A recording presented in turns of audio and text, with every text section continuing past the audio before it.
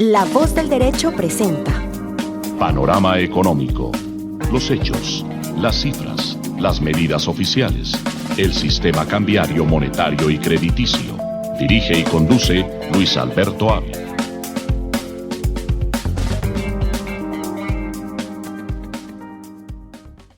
Muy buenas tardes, bienvenidos a Panorama Económico con la dirección general del doctor José Gregorio Hernández Galindo.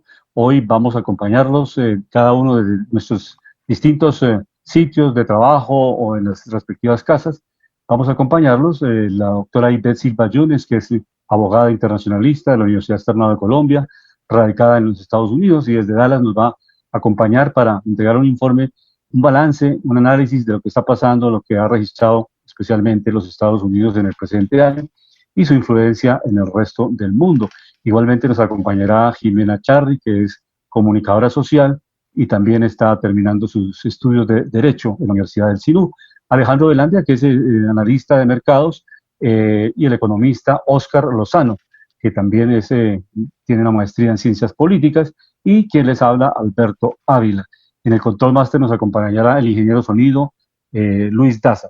Como siempre, nosotros iniciamos nuestro programa con la sección internacional. Este es el último programa del año. Desde ahora, nuestra sincera mensaje para toda nuestra audiencia, una feliz Navidad, pues una Navidad en paz, en tranquilidad, con sus familias, sin muchas reuniones, porque realmente la pandemia no lo permite. Igualmente, un año 2021 que ojalá se despeje con la llegada de la vacuna y tengamos un año 2021 con mucha más prosperidad que lo que pudimos hacer en el año 2020 para toda nuestra audiencia. Es el deseo de todos los colaboradores de La Voz del Derecho y específicamente del programa Panorama Económico. En esta sección internacional, pues es grato la presencia de la doctora Ivette Silva, que nos ha acompañado en algunas oportunidades en el presente año, para iniciar esa perspectiva, ese balance de la geopolítica mundial. ¿Cómo se ve esa situación?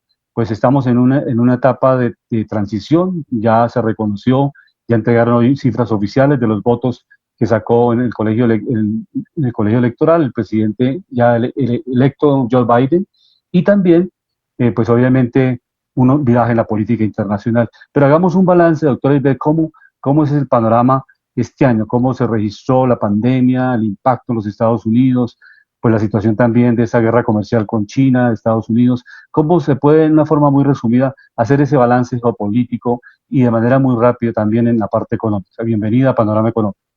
Un placer acompañarlos, Luis Alberto. Y como en todos los países, obviamente la pandemia desestabilizó tanto las políticas económicas nacionales e internacionales alrededor del mundo. Vimos los efectos en Estados Unidos que aún hoy día están tratando de buscar alternativas para contrarrestar los efectos perversos, no solamente del empleo, de la pérdida de empleo de muchas personas, sino cómo se va a restablecer el sector público de la salud, el cual prácticamente va a ser una prioridad, sino la número uno, sí, la número dos, al lado de la economía. El presidente Joe Biden está tratando de implementar políticas coordinadas y que refuercen y le den toda la prioridad a la protección médica de los ciudadanos americanos. Esto era algo que no se tenía. La pandemia fue devastadora, no solo a nivel económico, sino también de salud, y como ya lo hemos hablado muchas veces, muchos ciudadanos americanos, al perder el empleo, pierden su cobertura médica, y muchos otros no cuentan con una cobertura médica, salvo la alternativa que tenían por el seguro de Obamacare. Al día de hoy, ¿qué tenemos? La recuperación despaciosa de una economía. Las bolsas se han ido incrementando, el mercado de valores se ha ido incrementando, pero también vemos que a nivel doméstico se necesitan políticas públicas y se necesita urgentemente que se acepte y se apruebe un paquete económico para llevarlo a las familias, a la verdadera economía de los Estados Unidos, la economía del hogar. ¿Qué sucede? Hay un paquete económico de 900 billones aprobado, digamos, por la Cámara de Representantes y trabajado de manera bipartidista. Pero ¿cuál ha sido, digamos, el gran obstáculo en estos momentos que tiene ese paquete económico? Que el líder político del Senado, Mitch McConnell, quiere frustrar este paquete económico hasta tanto no se saque una norma muy proteccionista y garantista, que es que los empleadores y las grandes corporaciones provean la protección a sus empleados y respondan por los daños causados a sus empleados, en el sentido en que no implementaron protocolos de salud, los obligaron a ir al trabajo sin ninguna protección. Entonces, Mitch McConnell está representando los intereses de las grandes compañías y está pidiendo que se les exonere de toda responsabilidad para aprobar este paquete, lo cual es sinceramente absurdo en estos momentos. Esto en materia económica. Vemos con la vacuna un panorama optimista, se va a comenzar a levantar la economía de Estados Unidos y con ella seguramente la del mundo entero. En materia de política exterior, es muy interesante, es de los temas que más me apasionan. Vemos una disociación. ¿Por qué? Porque Donald Trump ya sabemos, ha tenido sus políticas de aislamiento, de mirar a América como un solo territorio y tratar de cortar todo vínculo con sus aliados internacionales. Recordemos que hay una política que me encanta mucho, que es la de Irán. Bajo Donald Trump se declaró a la Guardia Revolucionaria, a la Guardia Nacional de Irán como un grupo terrorista. Se impusieron unas sanciones muy fuertes, se puso a Irán contra la esquina, asfixiándolo en materia de sanciones económicas y de mercados. Se amenazó a nuestros partners, a nuestros aliados de Europa, con que si hacían algún negocio con Irán, ellos le quitarían todo el apoyo, Estados Unidos le quitaría todo el apoyo a estos países también. Y obviamente, dada la relación de Benjamín Netanyahu, primer ministro de Israel, con Trump le ha dejado hacer cosillas que no son de agrado, ni mucho menos legales en el ámbito de derecho internacional. No ha tomado una posición fuerte en materia de las construcciones de territorio, construcciones ilegales en el territorio del West Bank. Y sobre todo han habido 2 asesinatos o 3 asesinatos, uno del general de Irán y ahorita uno de un científico nuclear, más el bombardeo de plantas nucleares, ¿correcto? Todo esto genera un caos que no nos imaginamos en Oriente Medio. ¿Por qué? Porque Irán tiene una red de milicias en todo el territorio de Oriente Medio. A este punto, los ciudadanos de Israel están en alerta de no salir de Israel por las amenazas las amenazas de ellos como solo ciudadanos de Israel pueden tener en cualquier territorio de Medio Oriente. Y tenemos a Biden, que ya fue muy claro en que va a cambiar las políticas respecto de Irán. Seguirá trabajando en el tratado que tenía de desarmamento nuclear con el presidente Obama, le quitará las sanciones y restablecerá vínculos con todos sus aliados internacionales. Es decir, una política 180 grados diferentes de la de Donald Trump. Les estaba comentando que iniciamos este interesante análisis de la geopolítica internacional. Le damos la bienvenida al profesor Jorge Iván González, que ha sido profesor por muchos años de la Universidad Nacional de Colombia, también fue director del Centro de Investigaciones de Estudios Económicos de la Universidad Nacional, y nos acompaña también para hacer este balance, profesor Jorge Iván González, muy buena tarde, hacer este balance internacional, económico. Sabemos que este año, pues en el 2019, pues el crecimiento económico, especialmente la zona euro en 2019, estaba en 1.3, en el 2020 registra menos 8,3%, y en 2021 se prevé una recuperación para la zona euro del 5.2%, Alemania 0,619, en menos 6 en el 2020, 4,2 en el 2021, y así sucesivamente, pues estamos proyectando que para el 2021, con esta llegada de la vacuna, con la posibilidad cercana que tenemos, se ve una perspectiva de recuperación. Pero iniciamos ese balance económico, profesor Jorge Iván González, ¿cómo lo podíamos en una forma muy apretada? Gracias, Luis Alberto. No, yo quisiera, después de ir a ver, insistir en un punto que me parece importantísimo a nivel económico es lo que va a pasar con el crecimiento de los saldos de deuda pública en el mundo entero. Yo creo que este es un tema cuyas repercusiones no sabemos. El Banco de Pagos Internacionales, que es el gran pago el gran banco de los bancos centrales, pues está muy preocupado por el crecimiento de la deuda. Colombia va a tener un saldo de deuda pública de 68% del PIB, pero Europa está en 105, 106%, Alemania en 70% del PIB, Estados Unidos en 105, 106% del PIB. Es decir, a nivel internacional nunca habíamos tenido, tal vez al final de la guerra, unos aumentos de saldo de deuda pública tan altos.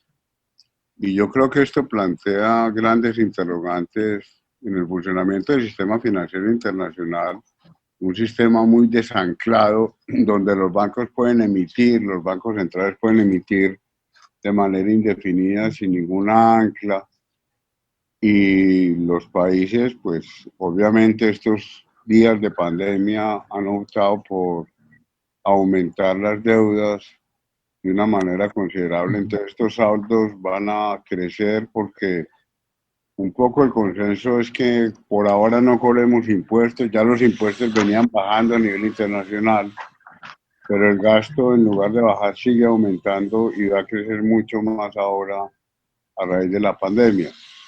Algunos economistas optimistas dicen que como la tasa de interés está tan bajita, pues no es grave que nos sigamos endeudando. Otros están diciendo, ojo, que los saldos de deuda pública como porcentaje del PIB ya son absolutamente escandalosos y que estamos frente a una situación financiera sin precedentes. Yo quisiera poner ese tema. Hay un cierto acuerdo en todos los países que hay que reactivar las economías, que los estados tienen que intervenir más. Pero si eso se hace sin aumentar impuestos, pues obviamente las situaciones de mayores deudas. Y entonces quisiera poner como ese tema como uno de los puntos de reflexión con sus oyentes, Luis Alberto. Gracias. Sí, y retomando también unas cifras, por ejemplo, China pues tiene una proyección para el 2021 de un crecimiento del 8,2%, que es un crecimiento muy interesante. Recordemos que China en el 2019 solamente creció, pues para los crecimientos que tuvo en años anteriores superiores al 10%, en el 6,1%. India también proyecta un 8,8% de crecimiento, de tal manera que Rusia, por ejemplo, uno ve con un crecimiento muy débil para el 2021, solamente el 2,8%. Igualmente América Latina, Brasil con un 2,8%, México con un 3,5% para el 2021. Y realmente no hay unos crecimientos muy fuertes para el año entrante en materia de crecimiento económico.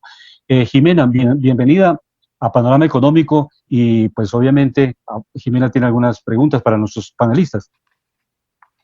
Bueno, muy buenas tardes para nuestros queridos invitados y para todos nuestros clientes. Bueno, primero quería resaltar lo siguiente. En el libro Perspectivas Económicas Mundiales del Banco Mundial, dice que el coronavirus ha provocado una recesión mundial más profunda en décadas, dada en décadas. Dice también que si bien el resultado final aún es incierto debido a la pandemia, la gran mayoría de los mercados emergentes y de las economías en desarrollo se contraen. Un daño perdurable en la productividad laboral se dará y el producto potencial.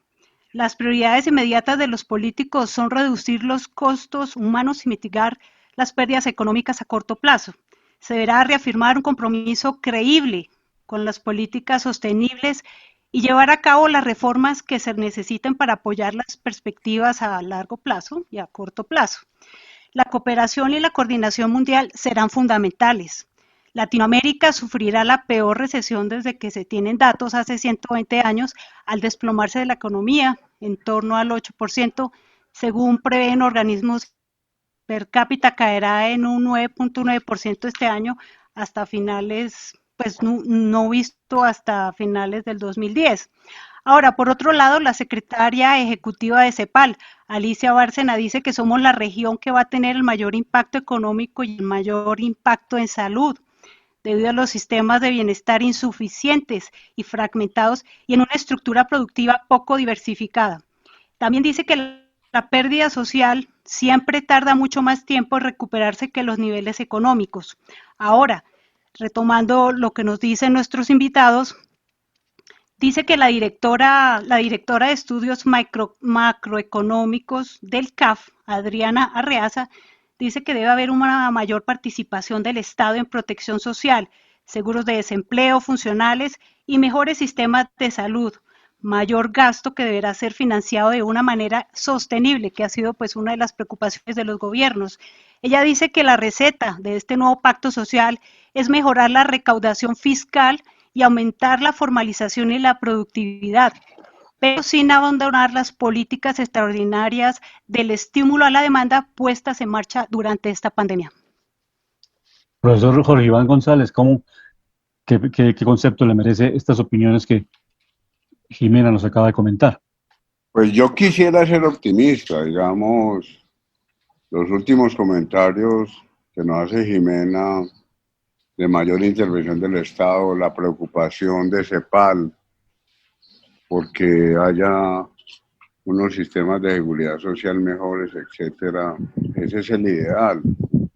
Inclusive Piketty está diciendo, y lo dijo en el último libro de él, ojalá con esta pandemia aprendamos y pasemos a lo que él llama un socialismo participativo, en donde podamos compartir los excedentes, en donde no haya tanta concentración de la riqueza.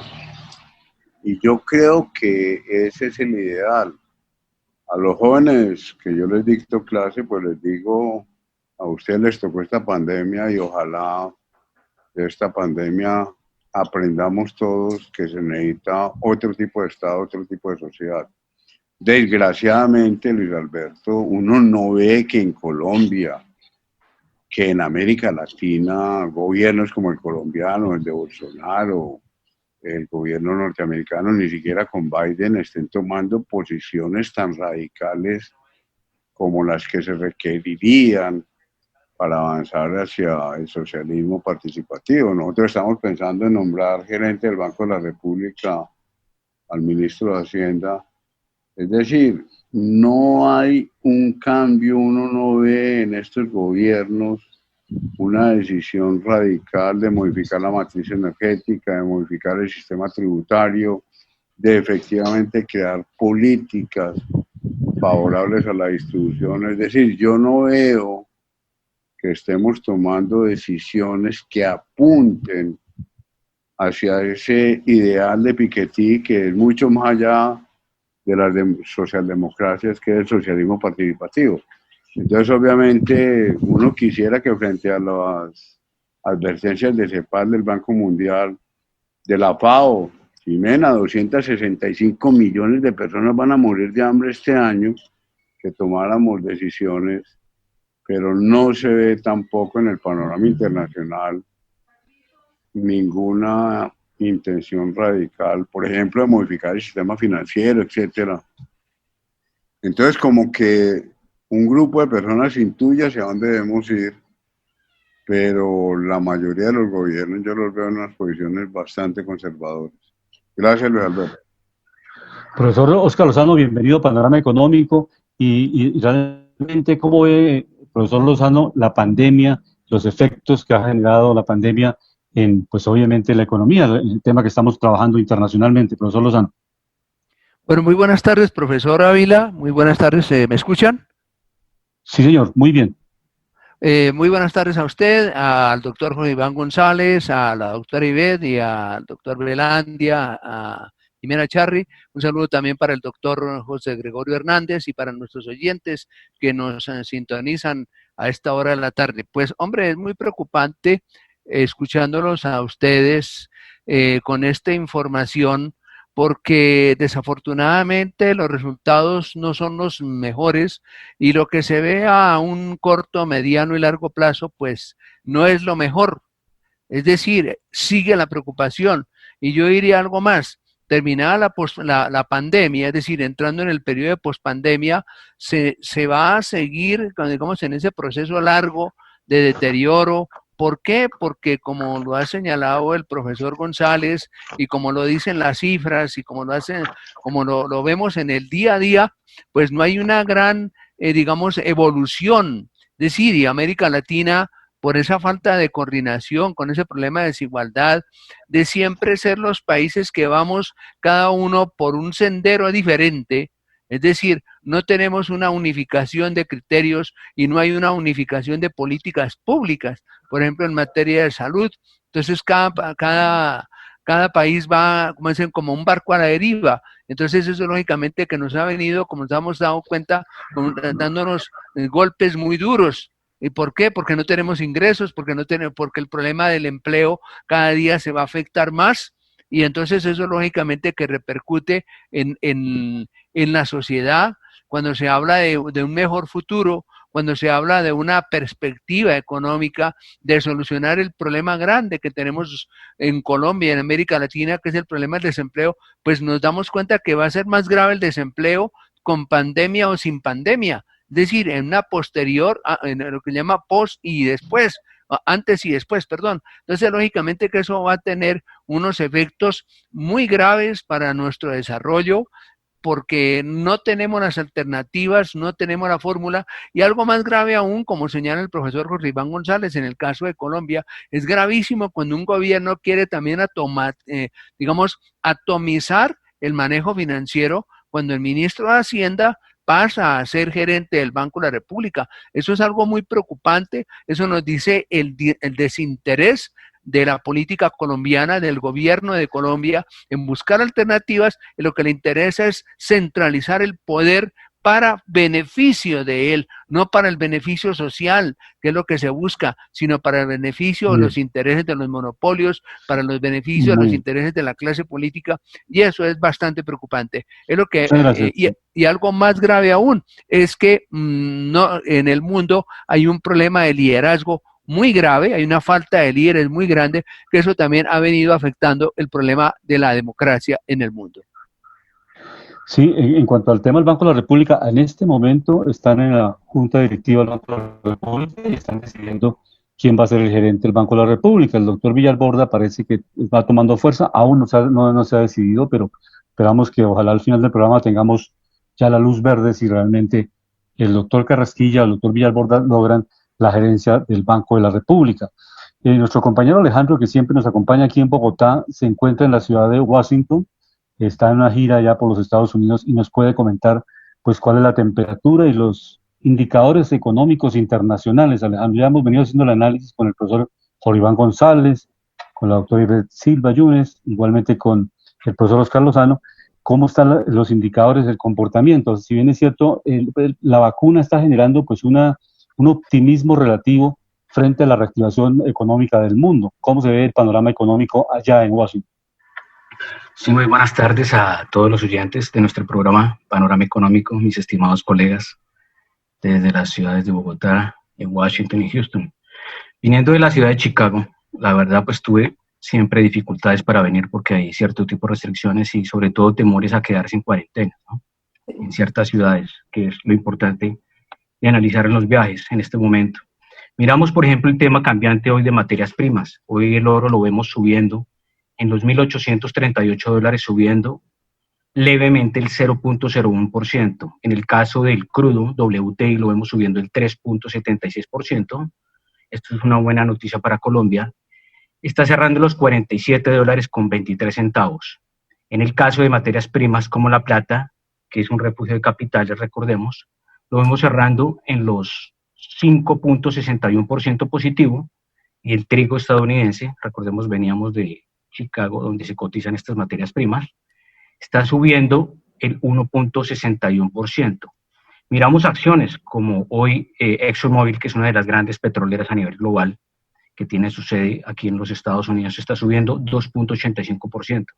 El caso de acciones tecnológicas como Twitter está en los $48.36, subiendo positivo 2.39%. El caso de Facebook está cayendo levemente el 0.89%. Y el caso de Apple subiendo a los $123 en el 1.16% positivo. Recogiendo sentimiento, porque pues para eso hicimos una gira, para eso nos tomamos la molestia, el trabajo de estar en el escenario, en el ambiente, para recoger información de primera mano, no solo la que sale auditada a través de pues, los entes que hacen regulación, sino también el sentimiento de las personas, ¿no? Que es el importante, porque es que recordemos que muchas de estas redes como Twitter, como Facebook, como WhatsApp, como muchas otras, obviamente obedecen a unos intereses también políticos. Entonces es importante mirar el tema de lo que llaman el Big Five, que el Big Five es un gran fondo que maneja gran parte de estas acciones de los grandes conglomerados de comunicación y de Internet. No por nada en esta pandemia, analicemos. Los que más se han enriquecido son los de las tecnológicas, qué curioso, ¿no? Y las tecnológicas, ¿a quién le están aportando más en este momento? Yo por eso siempre llamo al análisis de fondo, sin afiliación, porque ahí es donde uno encuentra verdades. Y hay un dicho que tienen los norteamericanos que dicen, persigue el dinero y encontrarás al culpable. ¿Sí? Si uno sigue esa línea, se va dando cuenta quién está detrás de todo. Pero mirando, por ejemplo, hay unas instituciones gubernamentales muy importantes, no solo a nivel político, sino monetario, que quedan en Washington.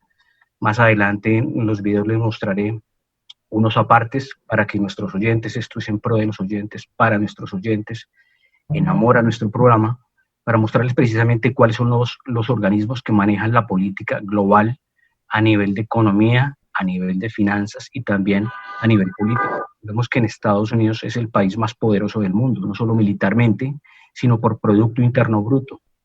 Obviamente en esta pandemia ha reducido mucho su capacidad, pero lo que muchos se llaman al cuestionamiento es por qué China sigue creciendo en su PMI manufacturero y Estados Unidos se sigue cayendo. Muchos no lo ven como preocupación, pero muchos se alarman y se alertan de que tienen miedo de que la nueva administración suba los impuestos. Al subir los impuestos a las empresas, obviamente le resta competitividad a los sectores de la economía de Estados Unidos y sigue ganando China. Entonces miremos quién es el que de verdad está detrás de esto y a quién le favorece esto. Porque obviamente las políticas que hizo el gobierno que está presidiendo el presidente Donald Trump pues son positivas. Por ejemplo, recordábamos, llegó a tener la tasa de desempleo más baja en 50 años, desde 1970, 3.5%. Volvió a Estados Unidos más independiente energéticamente, subió su producción a más de 15 millones. También defendió cosas de derechos, como el no aborto hasta el 9º mes, que estaba precisamente está en contra de esa idea. El tema de también la libertad religiosa. Bueno, muchas otras cosas a nivel económico, la compensación de la balanza comercial con China, con México, con Canadá, con la Unión Europea y con Japón. Cosas positivas. Entonces es importante acá mirar una cosa, hablando de historia y hablando de cierre de año. Este es el evento del año en el mundo entero. No solo por la importancia, porque en este momento, por ejemplo, estados como Texas está demandando las elecciones de otros estados y junto a Texas se le están uniendo otros. Entonces hay que mirar una cosa interesante, el vivo juego de la democracia que nunca hay que perderlo. Y el constituyente primario, como decía un querido amigo, es el importante, pero es el importante con la buena información, porque es que resulta que nosotros gran parte de la información que obtenemos es a través de los medios. Pero vuelvo y repito, ¿quién está manejando los medios? El Big Five. Investiguen quiénes son los dueños del Big Five, quiénes son los que están anclados a esto, y gran parte de la información que la gente tiene en su mente es a través de esto. ¿Qué es lo interesante de analizar el tema de mercados y por qué es interesante hablar con economistas que están metidos en el mercado? Porque tienen que estudiar la política internacional, nacional, el sector, los mercados, las variantes, quiénes son los que ganan, quiénes son los que pierden, porque ahí es donde uno empieza a ver todo el escenario.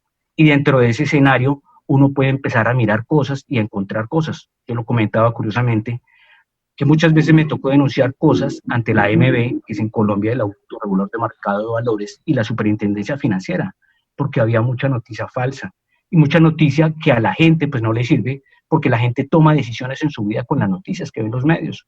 Entonces, el llamado es siempre analizar, investigar, hacer ponderación para poder abrir esa información. Más adelante les hablaré los datos sobre la Reserva Federal de Estados Unidos, las reservas federales, cómo quedaron, cómo queda el interés de las tasas y también los indicadores de las bolsas como Estados Unidos y Europa. Perfecto, muchas gracias Alejandro. Por el tiempo que nos quedan 30 minutos del programa. Avanzamos en la sección nacional, pasamos a panorama económico nacional para ver los elementos importantes. Vamos a escuchar una intervención que el expresidente y exsenador Álvaro Uribe hace referente a una propuesta que para nuestros queridos invitados, panelistas, pues podamos escuchar al expresidente Álvaro Uribe hace referencia a la propuesta de la reducción de las horas de trabajo para Colombia. Entonces, escuchemos esta propuesta que hace el expresidente Uribe, que desde luego está debatiéndose en el Congreso de la República y tiene sus pros y sus contras desde todos los puntos de vista. Escuchemos al expresidente, ex senador Álvaro Uribe. Mire, en el último informe del DANE, que muestra que el desempleo apareció menos crítico de lo que esperábamos, si Dios quiera que todo el esfuerzo del presidente Duque se compense en una reducción del desempleo, que apareció 14.7 en el total nacional, algo más de 16 en las áreas metropolitanas. El DANE dice que esa recuperación la ha liderado el empleo informal. Eso es muy preocupante para el país. Segundo, esas pequeñas empresas, recuerden que en la reforma tributaria que nosotros tanto estimulamos, esas pequeñas empresas quedaron con unos beneficios muy grandes. Por ejemplo, la tarifa es una tarifa entre el 2 y el 13. Y veamos una panadería de estas. Una panadería de estas le tiene que pagar al gobierno nacional 1.000 pesos de impuestos. Y mire lo que hizo la reforma tributaria. Si le pagó a Bogotá 100 pesos de industria y comercio, no le va a pagar a la nación los 1.000, sino 900. Esto es, puede restar del impuesto nacional liquidado todo lo que haya pagado por industria y comercio. Pero además hay un tema bien importante, todo el avance tecnológico. Lo que yo creo hay mucho es en los encadenamientos y en ayudarles a la renovación, al avance tecnológico, etcétera.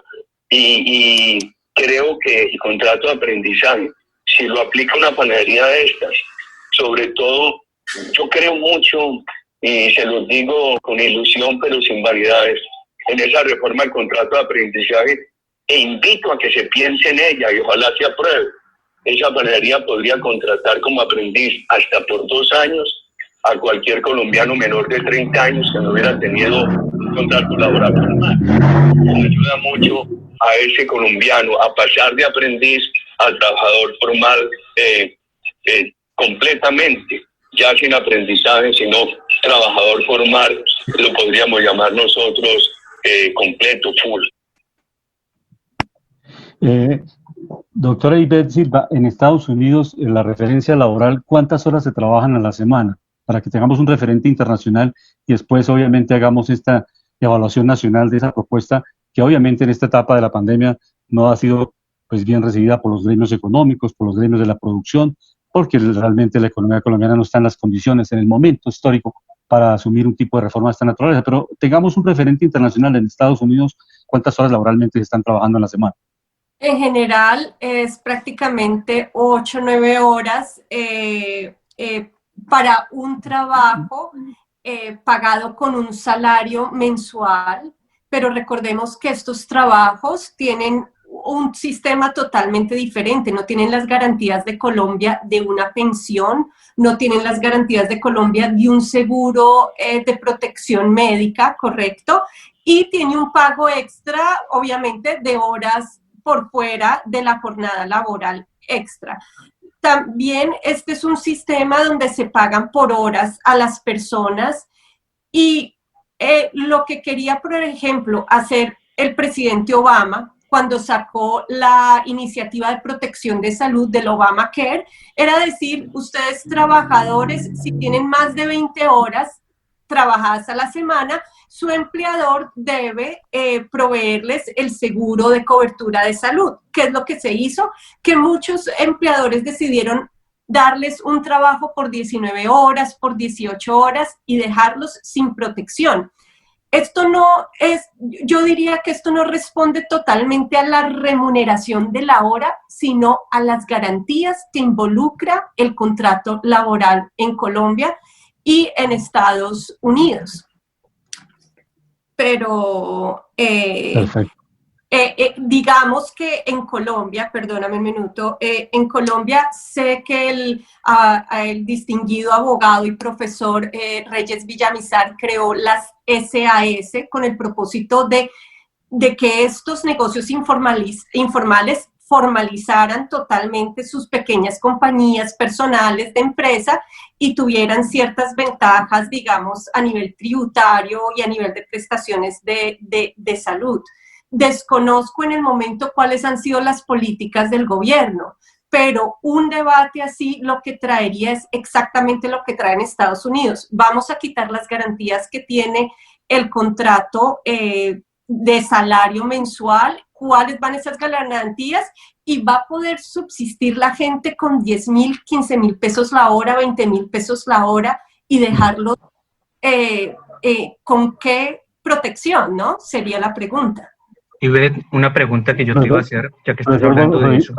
Perdón, Alejandro, profesor Loreban González, algo bien interesante, cómo se ve el panorama acá en Colombia frente a esta situación, porque hay un debate grande, o sea que realmente la propuesta no está históricamente en el mejor momento, y también, obviamente, que las empresas no están dispuestas a tener más turnos, a generar más turnos de trabajo, porque si obviamente se reduce la jornada laboral, pues se van a cambiar, mucha gente las van a licenciar, las sacan y las vuelven a contratar con el nuevo esquema laboral. ¿Cómo ve ese panorama económico?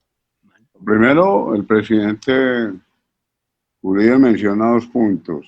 El primero, no estoy de acuerdo con él, que la reducción tributaria favorece la competitividad de las empresas.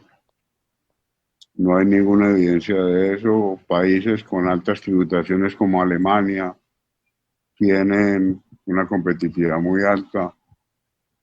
En los años 70, cuando la competitividad europea era considerada marginales, eran del 90%, entonces no hay ninguna evidencia de que los menores impuestos favorezcan la competitividad.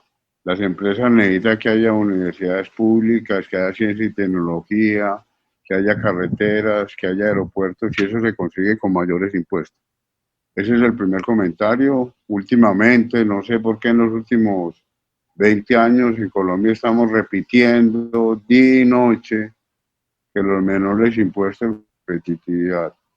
Creo que son de esas frases que se dicen sin que haya ninguna demostración de que eso efectivamente sea así. No sé cómo puede ser competitiva una empresa en Colombia cuando no puede ir a Villavicencio un camión, cuando el túnel de la línea lo hacemos en una sola dirección, cuando ahora la línea está cerrada después de hacer el túnel. Entonces no entiendo cómo una empresa que quiera mover carga Buenaventura puede ser competitiva si no hay inversión pública. Y lo segundo, ojalá pudiéramos disminuir las jornadas laborales. Ahora, ¿bajo qué condiciones? Si la jornada laboral se disminuye, acompañada de una seguridad social y de una renta básica universal, de acuerdo. Ahora, si la jornada laboral se reduce, deprimiendo los ingresos de la población, porque hay menos horas de trabajo, pues yo no estoy de acuerdo. Entonces, yo creo que poco a poco la humanidad irá reduciendo las jornadas laborales, pero esperemos que eso se haga en condiciones sociales favorables y sin reducir los niveles de consumo. Ese es como mi comentario. Habría que aclarar en qué condiciones se reduce la jornada laboral, porque reducir la jornada laboral sin una protección social, pues me parece que no tiene mucho sentido y que agrava la situación de pobreza que ya se está agudizando. Dáselo, Alberto. Le damos la bienvenida a la comisionada de Marta Ruiz, que nos acompaña esta tarde en este balance que estamos haciendo, porque Colombia ha tenido unos ajustes institucionales importantes. Ese acuerdo, el proceso de paz que se firmó en La Habana y después se ratificó en el Teatro Colón, pues implicó la creación de la Justicia Especial para la Paz, la Justicia Transicional, la Comisión de la Verdad, instituciones que son fundamentales para la implementación del proceso de paz y que obviamente representan estabilidad económica, que si hay paz en un municipio, lo hemos colocado con muchos referentes, y si en un municipio de Colombia más apartado hay paz, hay tranquilidad de sus habitantes, se puede construir una empresa, una cooperativa agrícola, etcétera, pero si hay violencia, hay actores armados, es imposible que la población tenga estabilidad, proyección, planeación para desarrollar sus proyectos de vida. Entonces, la Comisión de la Verdad, queremos que nuestra comisionada que nos acompaña hoy, Marta Ruiz, nos dé un resumen de qué ha sido esta Comisión de la Verdad que la dirige del padre de Ru y que ha sido pues obviamente trascendental para que muchos colombianos podamos saber la verdad, qué ha pasado en el conflicto con los actores de extrema, paramilitares, guerrilleros y los mismos agentes del Estado. Bienvenida, hicieron un evento Sumapaz, toda la zona de Sumapaz, que es muy importante para la reserva hídrica de Colombia, y sobre este evento también nos puede hacer un resumen. Bienvenida a la Panorama Económico. Bueno, muchas gracias. Pues básicamente nosotros nos queda un año de trabajo. La Comisión de la Verdad tiene la tarea de hacer como un relato histórico, digamos, de lo que fue el conflicto, establecer qué pasó, pero sobre todo las causas y las responsabilidades, digamos, históricas sobre lo que ha ocurrido. Y escuchándolos a ustedes en este debate, pues realmente es muy difícil consolidar la paz si no se hace realmente conciencia de que esas causas, algunas de ellas muy estructurales, pues tienen que modificarse y hay que trabajar sobre ellas. O sea, hoy hablábamos con las personas del Sumapaz y el tema del desarrollo rural sigue siendo un tema crítico en las regiones si se quiere consolidar la paz.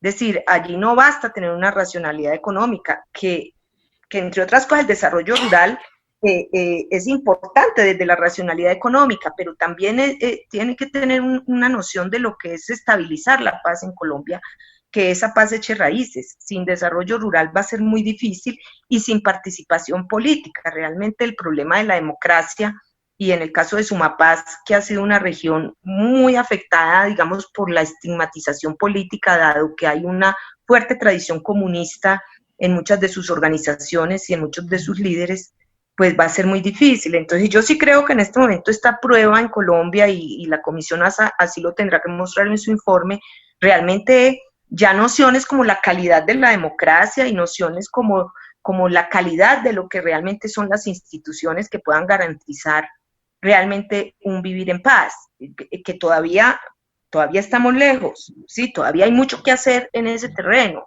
Entonces, digamos, una de las cosas importantes que nos dejó la lección hoy de Sumapaz es que de todas maneras donde hay un tejido social y donde hay una sociedad civil fuerte, organizada, yo creo que es mucho más fácil empezar a trabajar como por unas agendas realmente de transformación social que ayuden a controlar un poco la desigualdad y etcétera. Porque o si no, pues va a ser muy difícil. El Estado no es el único actor que puede garantizar la paz no se decreta, tiene que haber voluntad política, pero tiene que haber un compromiso también de las comunidades y de la sociedad. Pero lo que no podemos dejar es escapar de entre las manos esta oportunidad que estamos teniendo de dar un salto cualitativo en términos de pacificación en el país. Pero una pregunta muy, muy concreta, esa diferencia que hay con el gobierno nacional, ¿usted cree que no es protuberante, que realmente si no hay un mensaje nacional unificado, claro, que conlleve a que todos los actores del conflicto pues obviamente tengan una voluntad política, como usted lo plantea, porque hoy justamente se estaba planteando que no se le entrega la información necesaria por parte de algunos organismos del Estado que son renuentes a entregar la información, y sin esa información la Comisión de la Verdad no puede actuar, desarrollar y pues entregar la información como usted lo plantea, que en un año están terminando sus labores, salvo que se pueda reeditar o se pueda ampliar el periodo. Es esa relación, si no hay una coherencia entre las entidades territoriales y la entidad nacional, ustedes tienen que acudir a las entidades internacionales para que pues protejan los derechos de las víctimas. Pues claro, lo que pasa es que pues muchas de las cosas del acuerdo de paz se han tenido que ir implementando en medio de mucha tormenta y de vientos en contra, de muchos vientos en contra, sobre todo pues vientos políticos, y sí ha faltado, yo creo que sin duda ha faltado un mensaje más decidido de parte del gobierno en términos del respaldo a todos los sistemas y a toda la implementación. Sin duda, de parte de muchos partidos políticos también hay incluso una actitud adversa. Nosotros sí vemos con preocupación que hay mucho negacionismo en parte de muchas instituciones, y parte de esa negación de información hace parte de un negacionismo, hace parte de un decir aquí no ha pasado nada, aquí todo fue bajo la ley, aquí. Entonces yo sí creo que la verdad genera miedos y genera temores, porque pues las verdades que tenemos que decirnos son muy duras y sin duda pues son verdades que van a tener consecuencias en términos de que la sociedad va a tener que empezar a decir si quiere tener como futuro lo que tuvo en el pasado.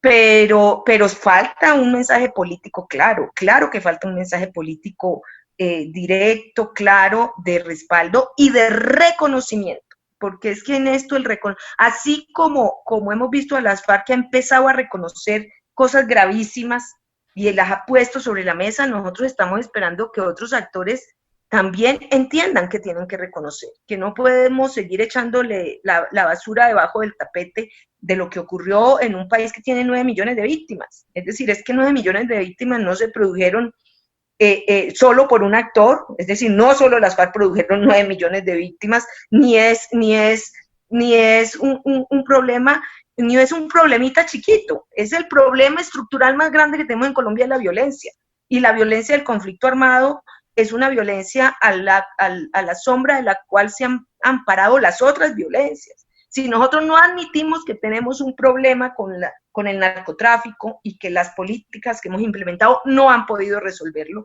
pues vamos a seguir repitiendo fórmulas caducas. Entonces, el problema del negacionismo es un problema muy serio. Muchas gracias por este interesante análisis de lo que el trabajo que ha venido haciendo la Comisión de la Verdad y, pues desde luego, esta zona estratégica de Colombia. El Sumapaz fue un corredor donde el conflicto armado fue protuberante y ojalá sea una zona de una reserva natural ambiental bien estratégica para Colombia. Muchas gracias y esperamos pues en una oportunidad próxima tener pues más información de lo que está haciendo la Comisión de la Verdad. Bueno, Luis Alberto. Como se dice, a la orden, sí. Señora, sí, Beth. ¿Me permites un minuto? Sigue. Me gustaría responder tanto a María Jimena como a la doctora Ruiz, a Marta Ruiz, un panorama de pronto un poco más positivo desde el punto de vista de política internacional por parte de Joe Biden. Recordemos que Joe Biden está en pro de la cooperación internacional y que él seguramente va a venir a retomar las políticas que tenía el presidente Obama respecto no solo del proceso de paz en Colombia, sino tratar de abrir las puertas de Cuba, de negociar con Venezuela y muy posiblemente así tratar de también sanear y apoyar todo el proceso de paz y la Comisión de la Verdad, la JEP, que ha sido como tan atacada. Es importante tener un poco claro que lo que quiere Joe Biden es retomar el liderazgo global, liderazgo que se perdió durante toda esta administración donde se abandonaron muchos socios a nivel de la Unión Europea y de Sudamérica. Y muy posiblemente yo tengo la esperanza de que el conflicto armado en Colombia, el proceso de paz en Colombia, la situación de Venezuela, la situación económica de Cuba, va a ser uno de los puntos importantes en el manejo de la agenda latinoamericana de Joe Biden. Y por eso me encantó escuchar lo que decía María Jimena, la importancia de la cooperación internacional. Va a estar mucho más, se va a necesitar mucho más negociaciones internacionales, tratados internacionales, cooperación internacional en todos los sentidos, no solamente de salud, sino cultural, educativa, de entrenamiento tecnológico. Y para responderle al profesor también, quiero resaltar que las políticas de Joe Biden es incrementar los impuestos a las corporaciones, sí, porque se enfrenta a un déficit de $3 trillones, e incrementar los impuestos de aquellos que ganen más de $400,000 al año.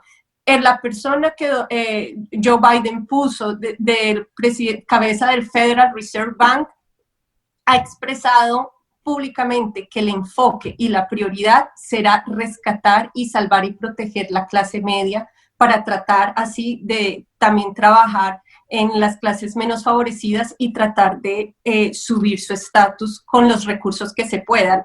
Pero creería que una de las políticas fundamentales de Joe Biden va a ser como un New Deal y tratar de invertir en infraestructura y de generar empleo a lo máximo. Profesor Iván, ¿qué opinión le merece la situación que estamos viviendo frente a la Comisión de la Verdad, que es realmente un trabajo interesante para Colombia, poder desnudar y saber qué pasó en el conflicto armado en Colombia, que aún no lo hemos terminado, no lo hemos podido acabar, no hemos podido lograr un acuerdo, una cercanía con el Ejército de Liberación Nacional, por ejemplo, con los mismos paramilitares, con los mismos reductos de la FARC que obviamente no aceptaron el proceso de paz. No, para mí, cuando uno ve la Comisión de la Verdad, el equipo que lo constituye, la dirección de Pacho de Rú, uno tiene la confianza en que se va a avanzar. O sea, yo creo que si hay un signo de esperanza para mí es la JEP y la Comisión de la Verdad. Yo espero que aprendamos y así como ha hecho Pacho de Rú, así tengamos distintas verdades, pues aprendamos entre todos y que veamos la complejidad del conflicto. Como decía Marta, esto ha sido de una cantidad enorme, el número de muertos, el número de víctimas, pues supera cualquier posibilidad. Cuando uno en Chile habla de la dictadura, pues habla de 3.000 muertos, de 3.000, pero las cifras colombianas son absolutamente dramáticas y siguen siendo dramáticas. El asesinato de líderes sociales, casas de pique en Buenaventura, la situación sigue siendo muy complicada. Esto, más un conflicto, está asociado al tema de distribución de la tierra de ordenamientos territoriales, que eso también hay que decirle al presidente Uribe, pero avanzamos en ordenamientos territoriales y avanzamos en la modernización de la agricultura, en el sentido de evitar el gran puerto terrateniente. El censo del 2014 es aterrador en concentración de la tierra en Colombia. Todo eso está asociado con el problema de violencia en el campo, el tema Luis Alberto de narcotráfico. El mundo sigue legalizando, Estados Unidos sigue legalizando, y nosotros seguimos persiguiendo la marihuana y persiguiendo la cocaína. Yo creo que ese es un tema que hay que resolver de alguna forma. Mientras haya cocaína, mientras haya cultivos de coca, ahora ejércitos cuidando cultivos de coca. Y eso es evidente para todo el mundo, es una mentira que nos decimos, y mientras tanto Quibdó, Tumaco, el Catatumbo, absolutamente destrozados en una lucha que no es de nosotros, en una lucha que tiene que ser internacional y que es infructuosa. Entonces son temas absolutamente complejos y ojalá los pudiéramos discutir y ojalá, y Ivette es muy optimista con Biden, yo creo que efectivamente hay con respecto a Trump, pero ojalá podamos ser tan optimistas. Y yo sí creo que el mundo tiene que aprender que a los ricos hay que cobrarles impuestos, porque no hay otra alternativa. Y ojalá podamos avanzar en esos temas con un compromiso internacional, porque también lo que ha mostrado la pandemia es que el compromiso es de todos, los gringos comprando vacunas y nosotros esperando a ver cuándo nos toca el turno de las vacunas. Es que eso es desastroso. Bueno, muchas gracias.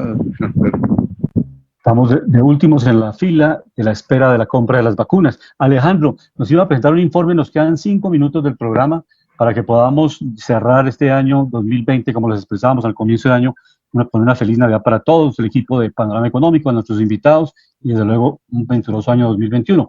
Pero ese informe que nos quería comentar desde Washington, con mucho gusto lo escuchamos.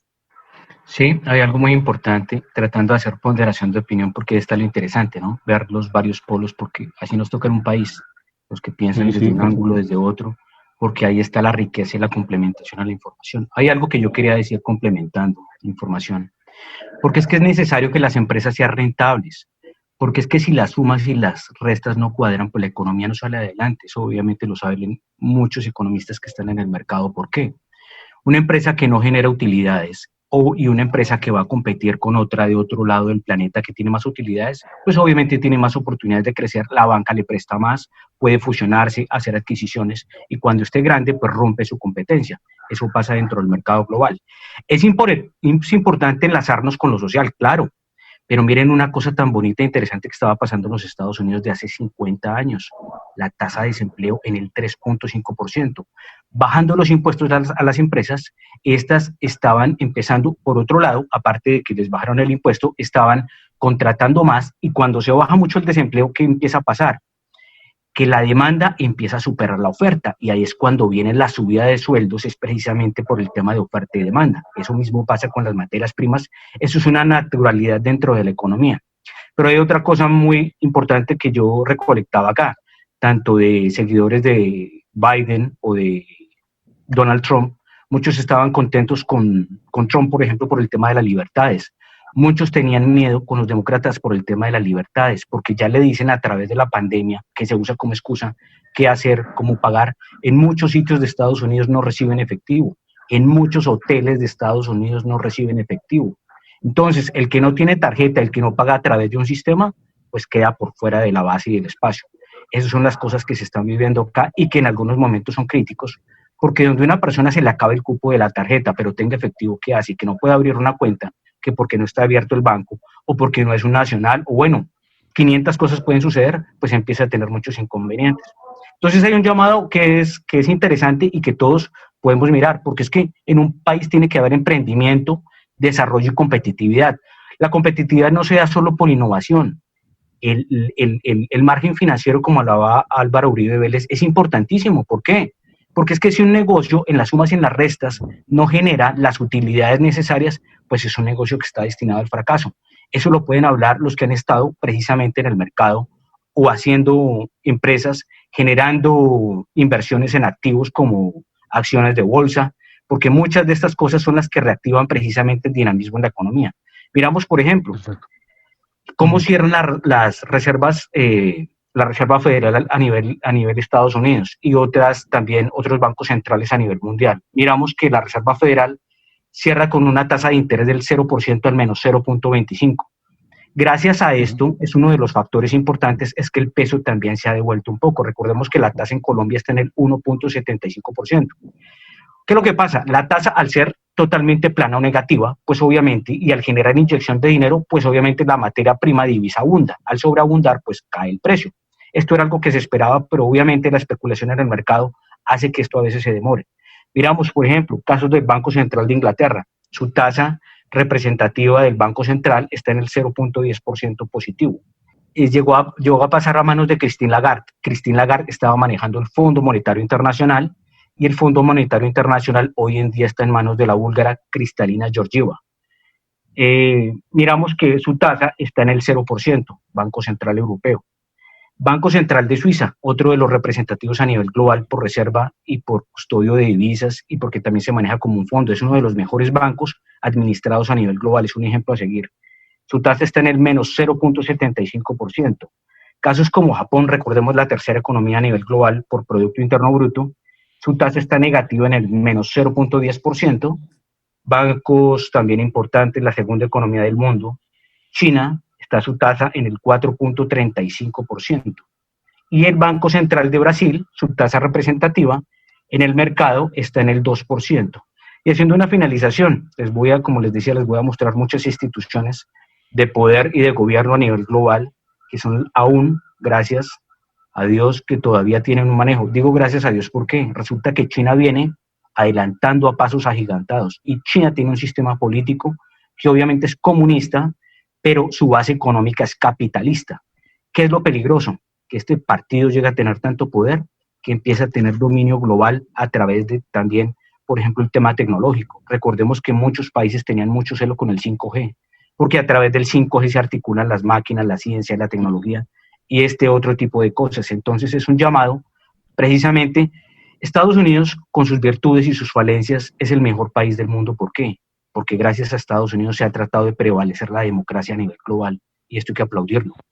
Y con el tema de que participe Estados Unidos en los entes multilaterales, claro, estamos de acuerdo, pero lo que proclamaba Trump era participación igualitaria, porque hagamos memoria, desde mediados de los 80 Estados Unidos entró en déficit comercial y ningún presidente le puso cuidado a eso. ¿El resultado cuál es? Que Estados Unidos estaba importando más de lo que estaba exportando.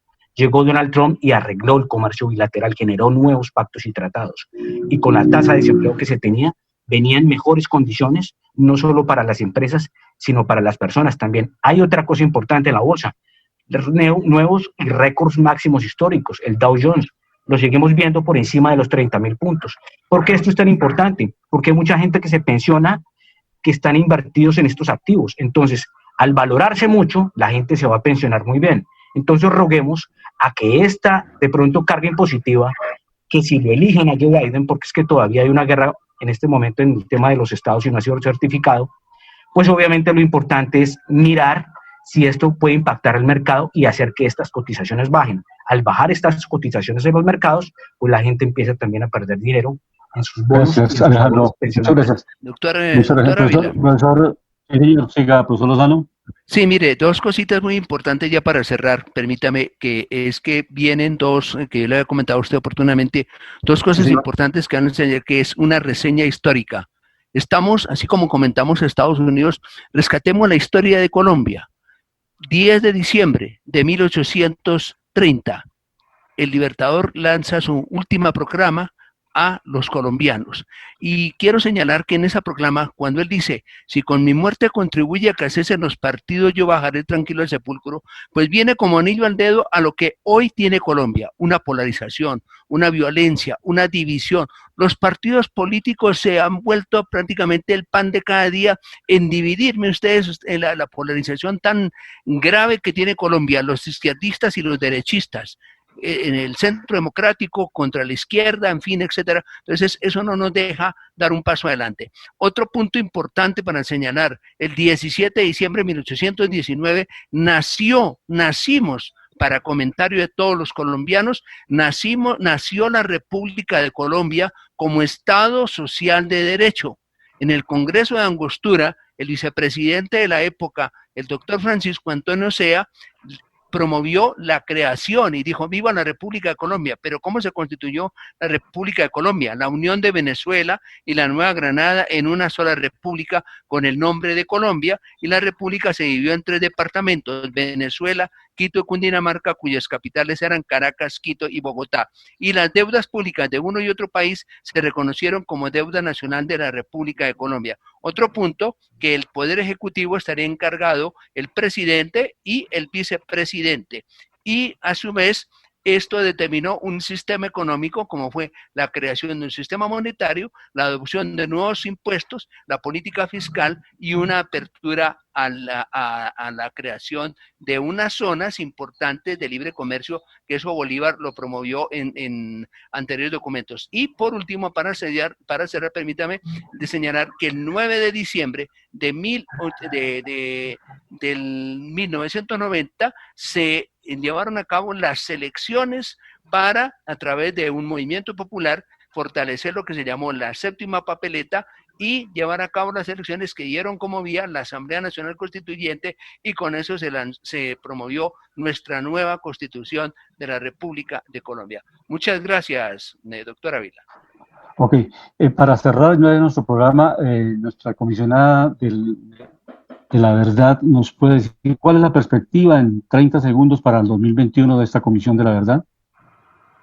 Bueno, pues la comisión es un órgano que tiene solo 3 años de vida, de los cuales ya pasaron 2, uno de los cuales pasó en esta pandemia, cosa que es bastante triste, y la comisión termina su mandato en noviembre del 2021. Tenemos que entregar un informe al país sobre todo el trabajo que hemos hecho de escuchar a las víctimas y de tratar de explicar este conflicto, pero además dejar instalados algunos procesos de convivencia y digamos de reconocimiento de responsabilidad. Esa es la perspectiva. Estamos trabajando muy fuerte por ese informe que necesitamos también poner a dialogar con la gente, con las personas que han investigado durante años todos los temas que inciden en la perpetuación de este conflicto y en su, digamos, en la manera tan cruel y despiadada como se ha extendido por el país. Perfecto, muchas gracias. De nuevo, muy amable por haber estado en Panorama Económico. Gracias a ustedes. Muy amable. Nuestra perspectiva internacional en 30 segundos, porque se nos agotó el tiempo en Panorama Económico. En segundo, hay una nueva administración.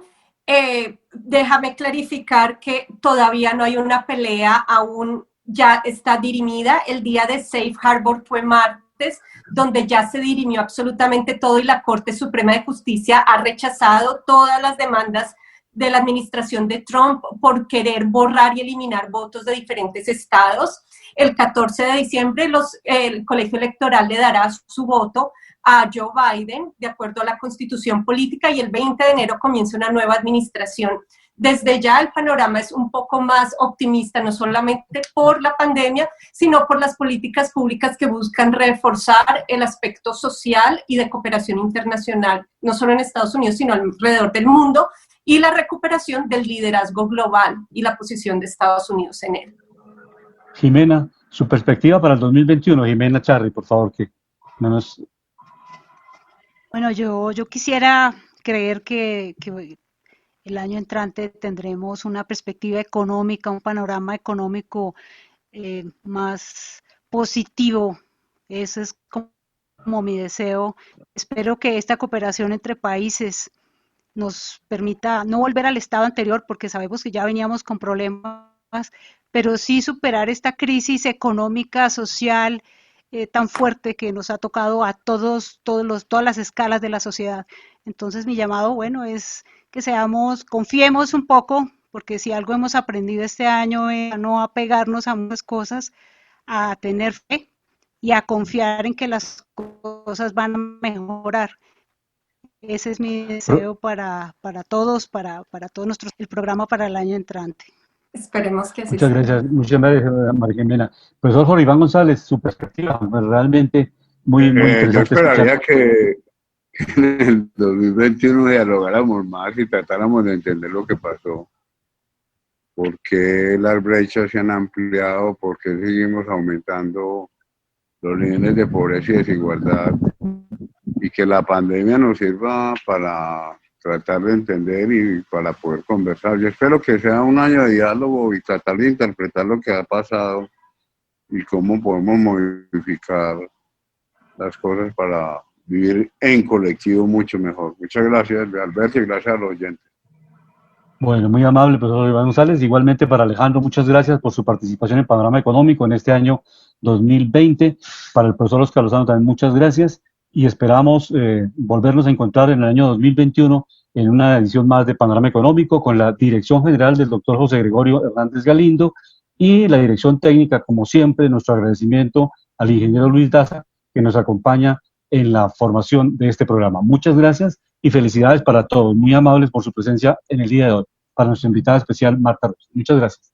La Voz del Derecho presentó Panorama Económico. Los hechos, las cifras, las medidas oficiales, el sistema cambiario, monetario y crediticio. Dirige y conduce Luis Alberto Ávila.